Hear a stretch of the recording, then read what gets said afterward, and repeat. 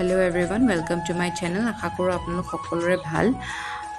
আজি মই ঘৰলৈ গৈছিলোঁ।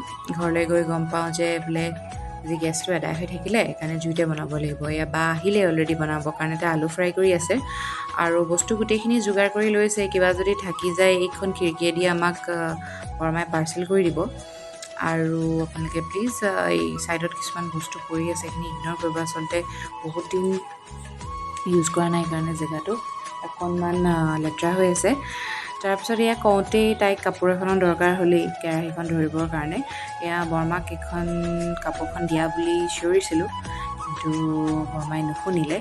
তো সেইকাৰণে নিজেই যাব লাগিব আনিবৰ কাৰণে। তো এয়া গ'লোঁ পাকঘৰলৈ। তাৰপিছত গৈ পাই দেখোঁ যে আমাৰ বৰমা তাতে আছিলে, পোলাওৰ কাৰণে চাউল ধুই আছিলে। নুশুনিলে, কিয় বা নুশুনিলে, তেটো ফালিয়ে চিঞৰিছিলোঁ বাৰু। তাৰপিছত এয়া আমাৰ পোৱালীকেইটাকো দেখিলোঁ ৰাস্তাতে, সিহঁতি খেলি আছিলে। তাৰপৰা এয়া তাই আলুখিনি ফ্ৰাই কৰিলে, ফ্ৰাই কৰি পেলাই এয়া প্লেটত থ'লে। প্লেটত থৈ পেলাই এডোখৰ পেলালেও, পেলাই এইডোখৰ তাতে দি দিলে বোলে নষ্ট নকৰোঁ। তাৰপিছত তাতে মিঠাতেল দিলে, তাতে অলপমান চেনি দিলে, তাৰপৰা তাতে শুকান জলকীয়া এটা দিলে, তেজপাত দি লৰাই তাতে টমেটো পিউৰিখিনি এড কৰি দিলে। তাৰপিছত এইখিনি অলপমান দেৰি ভাজিব।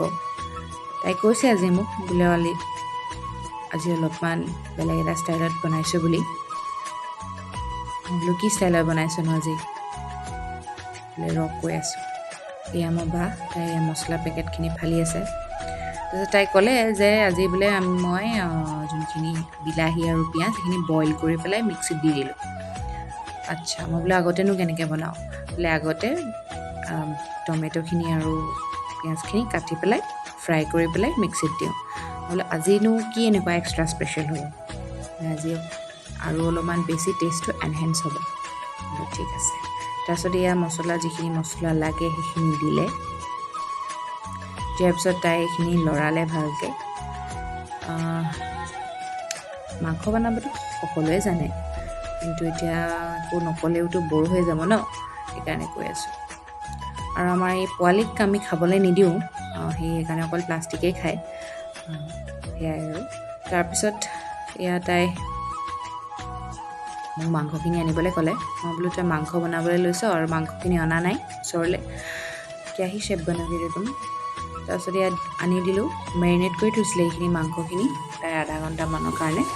তাৰপৰা এয়া মছলাখিনি ভাজি আছে, তাতে পানী ঢালিলে অলপমান। তাৰপিছত জেগাডোখৰ অকণমান আন্ধাৰ কাৰণে ফ্লেছ লাইট দি লৈছোঁ, যদিও টৰ্চ লাইটো দি লৈছোঁ, ৰিং লাইট নাই যে, সেইকাৰণে টৰ্চ লাইট দেশী যোগাৰ। আৰু অলপমান পানী দি ল'লে। তাই মিক্সিত থকা যিখিনি পেষ্ট অলপমান লাগি আছিলে সেইখিনিতে পানী ঢালি পেলাই আকৌ তাতে দি দিলে, মিডল ক্লাছ থিংছ বুলি যে কয়। তাৰপিছত আকৌ এয়া লৰালে, অলপমান উতলিব। তাৰপিছত বৰমা আহিলে, বৰমাৰ লগত কথা পাতি আছিলোঁ।